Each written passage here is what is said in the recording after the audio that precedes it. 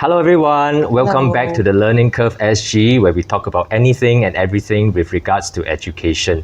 So we are very happy today to have our NIE trainee, Ms Jodie Tin over here. Hello. Who has just completed her 10-week teaching practicum in PE in St. Gabriel Secondary. So we would like to tap on her experience so that she can share with everyone what are some of the teaching ideas or strategies that she has used in her classroom to help our students learn better. So thank you so much, Jodie, for joining me today in today's episode.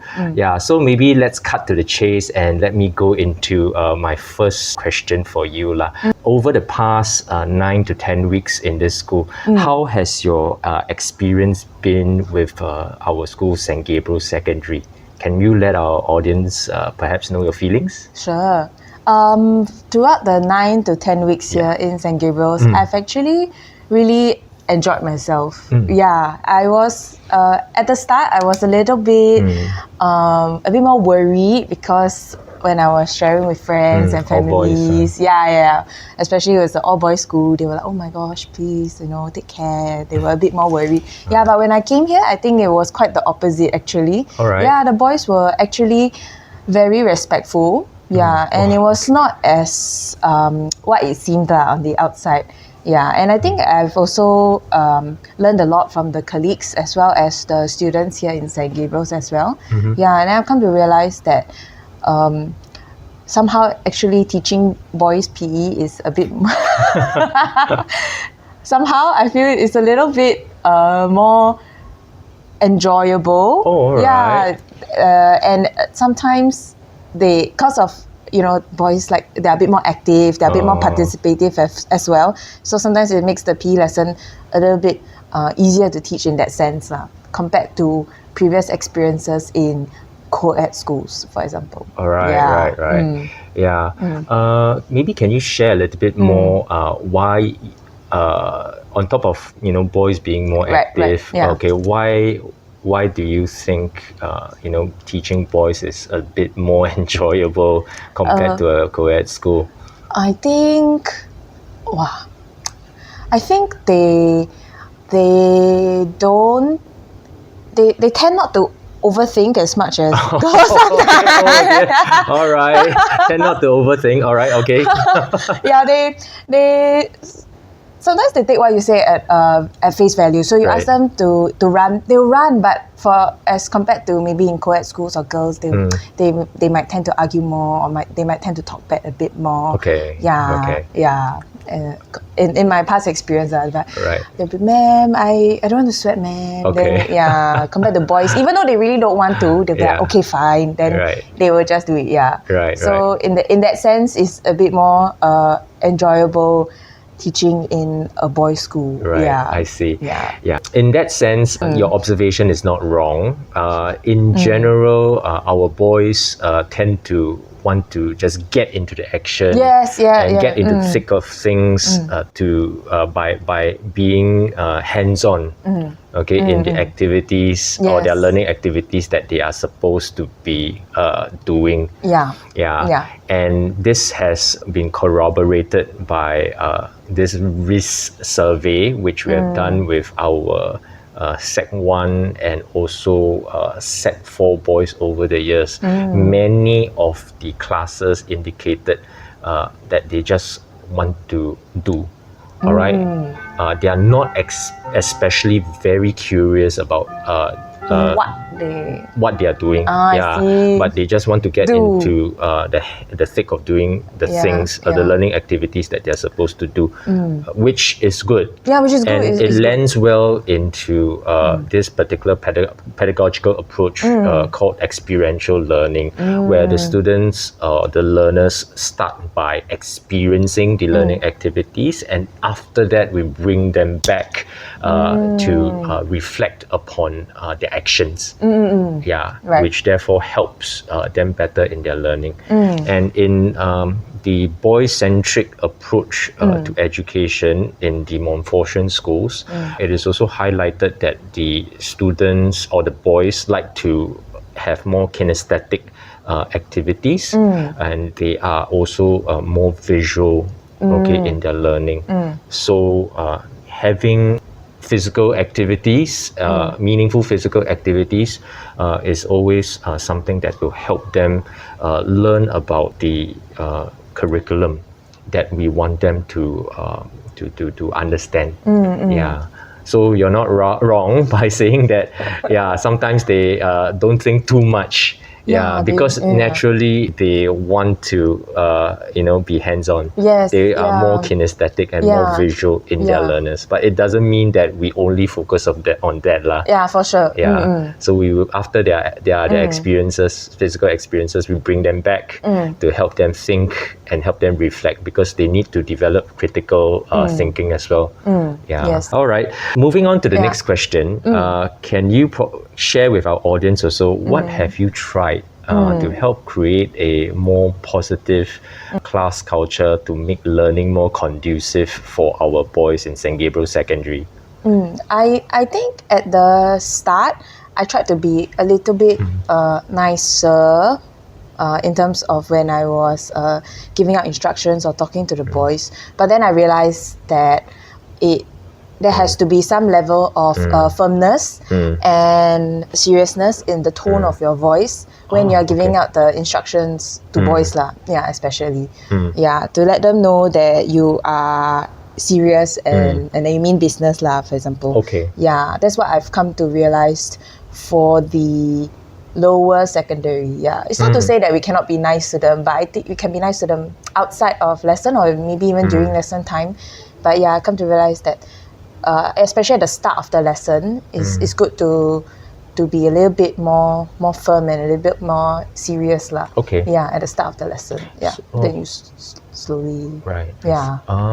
Then, okay, can you maybe elaborate a little bit more on why should we be a little bit more serious and firm in our tone, especially for our lower secondary boys?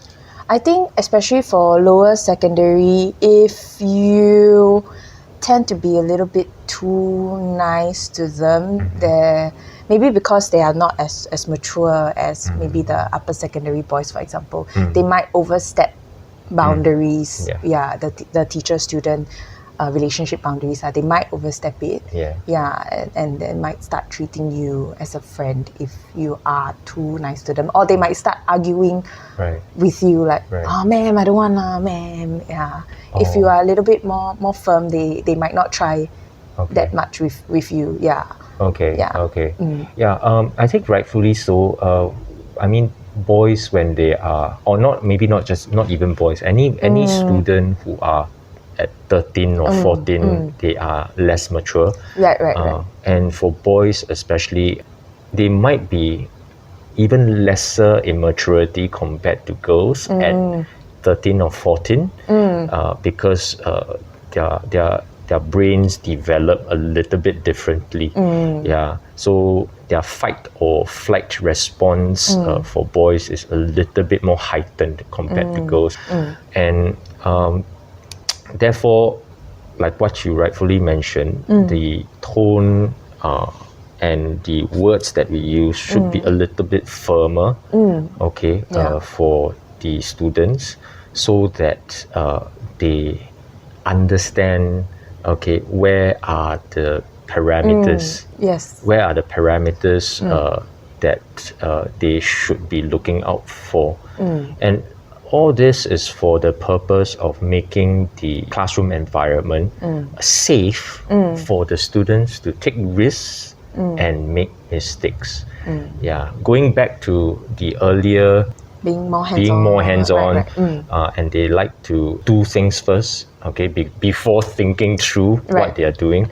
So these parameters are important for the boys to know, and it can be to see, so that they work within the safety parameters where everyone feels comfortable and safe to make mistakes for the purpose of learning what they're supposed to learn within the curriculum itself. And does that mean that we totally don't give them freedom and autonomy to take the risk? No. Yeah, they have the freedom and autonomy to take the risk to learn within the parameters that are given. Yeah, if they want to go beyond the parameters, sure, but they need to check with us first lah. Yeah, so that we know whether what they want to try, right? Okay, is within the curriculum of what they are supposed to learn. Right. Yeah. So gradually, once they are able to maintain and regulate their emotions, we release more responsibility and thus more freedom and autonomy for them during the learning process. Yeah. Another, I think, good point that I've learned from Damon, as he was my mentor, is that the positive affirmations of their effort, I think they tend to go a long way in reinforcing positive behaviors in the students as well. Yeah, for example, like watching his lessons, I've learned that affirming them for small things like even gathering on time or putting in effort for the specific task or the specific drill. I think especially for boys who are not very good in that certain sport, I think it tends to reaffirm their efforts, and then it builds a more positive mindset as for the students as well. So I think that's something that I hope to take away and then bring it to other schools that I will be teaching in as well.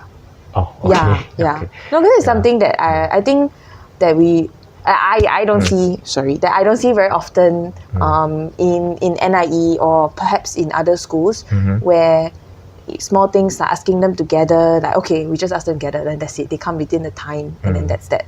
Yeah, but I rarely see people or teachers, for example, affirming their efforts for making it back in time, or affirming their efforts for participating well.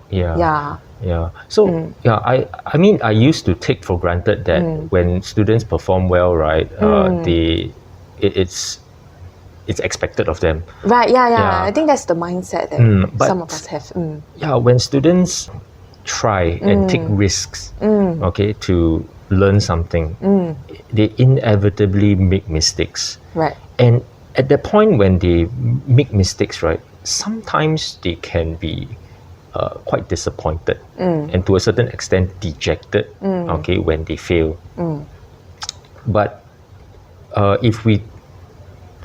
how can we help them to continue to try to learn from the outcome of the failure to improve? And one way I feel is that if we see them trying, we reward them.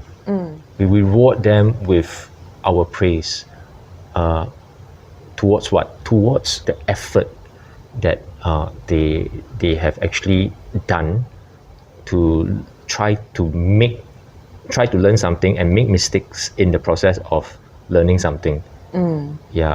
So this increases the chances of them wanting to behave well in terms of trying hard. In terms of trying hard.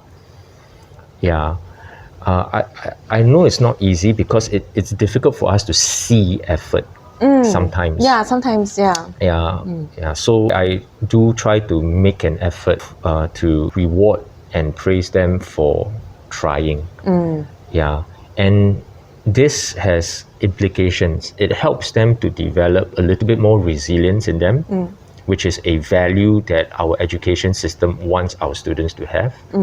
It helps them to preserve their self-belief that, hey, although I did not do well today, I have the opportunity because I know I have this superpower of working hard and putting in effort to make the adjustment to improve on a later day.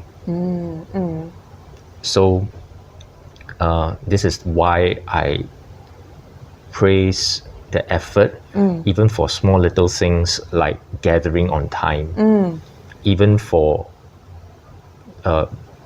communicating well with one another when they're discussing between their partners or within their small little groups for with regards to tactical concepts, with regards to some of the drills that they need to plan for their own practices.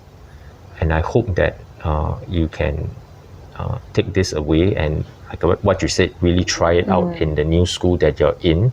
But it requires you to put in a little bit more effort to notice what the students are doing in order to praise them for their efforts. Let's move on to the third question. Can you also share with us what were some of the pedagogy, like for example, instructional strategies or teaching actions that you have learned during your stint here that you found helpful for yourself as well as for students? I think for myself, for when I was carrying out the lessons for the secondary 2 badminton, I found that a progressive task design was very helpful for them.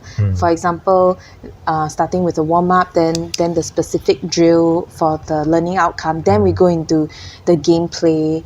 I found that progression very good for the lower secondary, as they were able to practice the skills a lot more. But when I tried that out for the upper secondary, I found that it didn't really work very well for them. They tend to be a little bit as in they do try, but after maybe like 1 or 2 tries, they tend to get quite bored easily and quite off task. So for the upper secondary, I found that a more game-based approach was a bit more suitable for them. We focus a little bit more on the game tactics, like offense or defense, running into space, that kind of thing, compared to just like maybe we want to practice shooting, or we want to practice for handball, or we want to practice the different passes for handball. I found that to be the main difference between my teaching in the upper secondary and in the lower secondary. So for the lower secondary, it was a bit more beneficial for them to practice the skills a bit more before going to the game. Whereas it's a bit different for the upper secondary. One important point that I would like to also share is that you made the adjustment for the upper secondary boys because you noticed that they were not taking to the skills-based approach towards developing their the certain skills towards the application of the skills in the game in the game situation. So I would like to affirm that you did the right thing, all right, by making the necessary adjustments. To start off with a more game-based approach before letting the upper secondary boys see that in certain situations in the game they should be applying certain skills in a certain way so that it's more effective for them to feel success during the game. The key point that I want to make is that noticing how your students learn best is crucial before applying instructional strategies or teaching approaches. So the more game-based approach towards teaching and learning for the upper secondary is more suitable because they found starting off with practice on the skills not so meaningful for them. But does that mean that they don't practice the skills? I don't think so lah. Right, because from the games, right, or from the mini games, we help them see meaning. Why certain skills are being placed in that kind of game situation, and that is where they go into their practice to improve the skills which they're supposed to use. And that is where you come in as the more knowledgeable other, as the facilitator, to maybe do a little bit of coaching, when they are doing their skill practice before they go back into the game again to apply. Did you go through the GCA games concept approach to teaching PE in NIE? We did, yeah. But because my class is mixed with primary and secondary, and there were more primary, so the lesson was a bit more catered towards primary setting. I see. Yeah, so I think our lecturer didn't really touch much on how we can modify the game in terms of the secondary, for the secondary syllabus lah. Yeah, so they shared a lot on the primary syllabus on how we can modify it, yeah, to bring out the certain type of tactics or skills that we want to see. Yeah, but more for primary. Like for example, the what's that? Like the line catching, that kind. Right. That one was a bit like they touched a little bit more on that kind of lesson planning. Yeah. So a little bit more for the lower levels, not so much for the Sec 3s and the Sec 4s for the upper secondary lah. Okay. But I'm glad some of the activities that were catered for the lower secondary works somewhat well for the primary school students, worked somewhat well for the lower secondary boys. Yeah, I'm surprised also actually. I wasn't sure if it would be taken well by them. Yeah, correct. But I mean, I'm not surprised. Why? Because some of our lower sec boys, right, even our Sec 2 boys are playing catching, during recess and lunch break. So they are doing the primary school games, that they have been doing when they were younger. Now in secondary, we would think that they are 13 or 14 years old already, right? They will want to maybe do more sports during their recess, which many of them do, but there is still quite a number of them who are still playing catching. So the line catching game, right, actually appeals to my Sec 2 boys whom you taught for badminton recently. Since we touched on, instructional strategies and pedagogy that worked for you, like for example, the game-based approach or the more progressive task design, to help our students learn. Maybe can you also share with us what were some of the challenging moments that you encountered during your lessons, and what are also some of the more motivational moments. But let's start off with the more challenging moments, because I think our experiences are not always smooth. Yes. During our teaching process. Yeah, I think I have to say I'm very blessed with the classes that I have. Yeah, very, very blessed. But perhaps with one of the Sec 5 classes that I'm teaching, it was a little bit more difficult to get them to be motivated to want to learn a new sport. So the first lesson that I had with them was on touch rugby. And then I introduced the concept of passing backwards to them too soon, which made them very confused, and then they were very they were kind of against the concept. They were showing a lot of pushback to the concept of passing backwards. They were like, "Ma'am, this is so silly, ma'am, why are we learning? Ma'am, who even plays this sport, ma'am? Why can't we just play football?" So I think after that lesson, I was thinking back like, wow, I think this is going to be a tough sport to teach to the 5M boys and whatnot. But I think I talked with Damon and my another mentor. Then they were sharing with me that passing backwards was introduced too early to the class, and then maybe I can revisit again, but this time round without passing backwards. So that's what I did with them lah. I tried out the lesson again, but this time without passing backwards. So you can pass forward, you can pass any direction you want, but the same rules apply. Like you have to touch the opponent in order to stop them, or you can run with the ball, you can sidestep, that kind of thing. They were a bit more keen on playing. So from then halfway through, then I changed the rule again as to now you can only pass backwards. So it's a little bit, I think for them it's a bit more acceptable. Because they were like, oh, okay, fine, we've done this before. And then maybe because I get them a bit more interested at the start, then I introduced the rule, the constraint to them lah. which worked well for that lesson.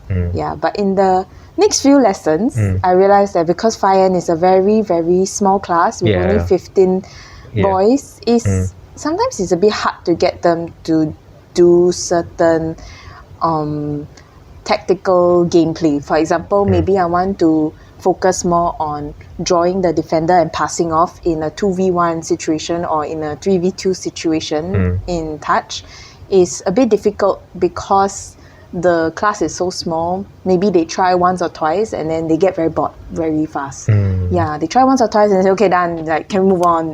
Like, can we just play the game? Yeah, so I think that is still a challenge. That's still a challenge. Yeah, I think that's something that I still have to figure out along the way on how can I maybe perhaps gamify it in such a sense where everyone is what's the word called? Everyone's engaged at the same time.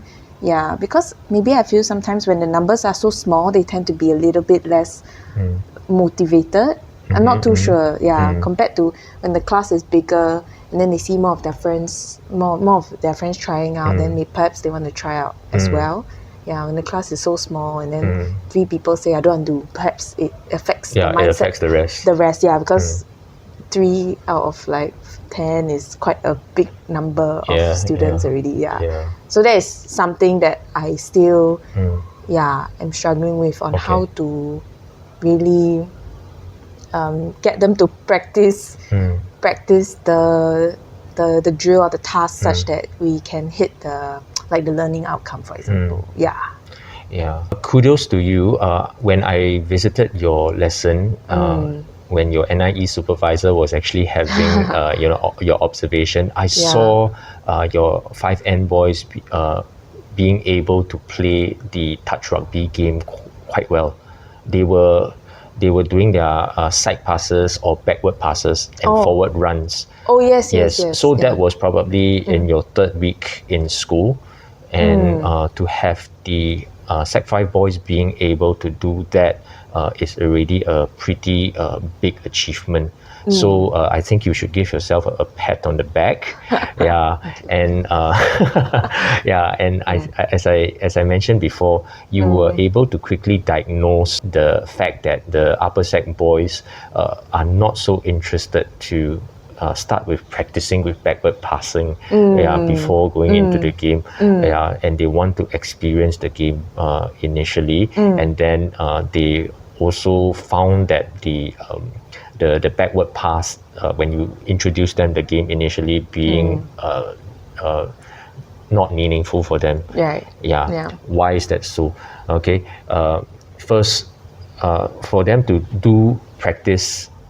go into practice at the start, at their age, at 17 or 18, to them, they think like they are adults already and they know many things. Why should I start with the basics? I should, go in and, into the deep end and try. So that is why I agree with you. The game-based approach or the game concept approach is more suitable for the upper set. And then the part where they found passing backwards being not meaningful is because their experiences over the years, not just them, but I think many Singapore students is invasion games where they are able to pass the ball forward to attack, and they are also able to dribble the ball forward to attack. So for touch rugby, it's super counterintuitive. Therefore, very foreign, very foreign. Therefore, sport to this them. particular rule, is something when it's something that they are not used to. All right, many will want to reject it, which is something very natural. And you were quick to diagnose that, and you made the adjustment. Okay, after a little bit of feedback from myself and from Ivan, to allow them to go into the games, okay, with the forward passes first, so that they get more chances to touch the ball. And when they are able to touch the ball more frequently during the mini games, and to pass it, to run with it, to feel the ball in their hands more often, right?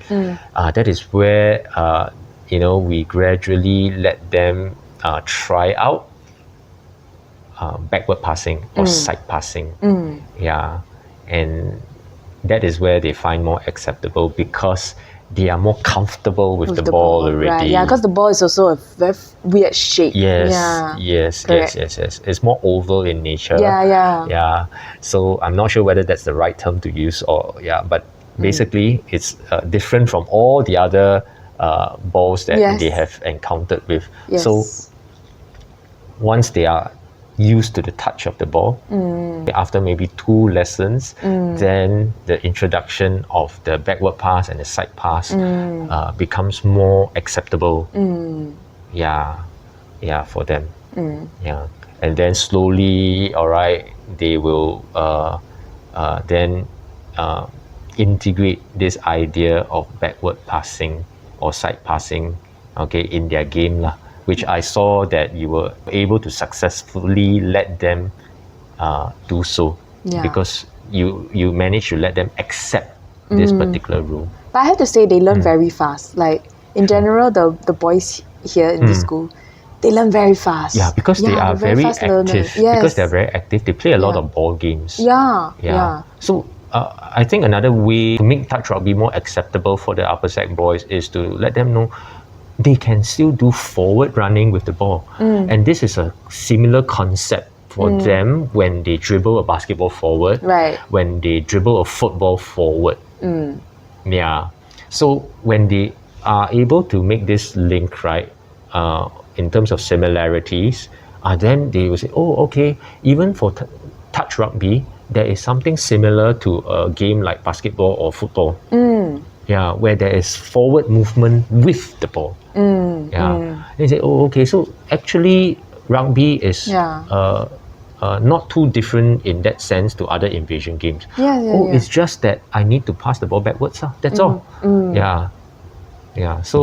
So I think gradually, these are the little things that we can do to let our students feel more inclined to learn a game that is more foreign to our culture here in Singapore, to our game culture here in Singapore.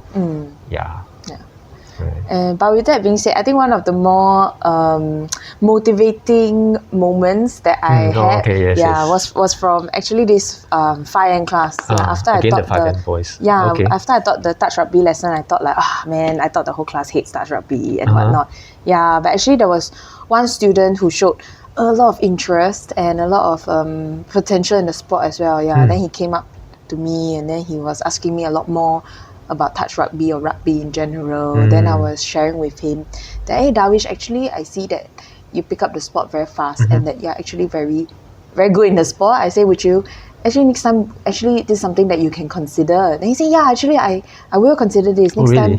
He said, next time I think I want to join rugby in poly or wherever he goes then I was like, wow, okay, that's great, because I managed to at least garner the interest of one and that was after the first lesson, after like the whole class was sharing that, man, this is to be spoiled. So and then there was one person who found it interesting and actually wanting to know more about sport. I found that quite nice to see that at least I managed to get the interest of one student in the first lesson. Might not be all the students that are very interested in learning the sport, but I think one student, I also consider it a mini success.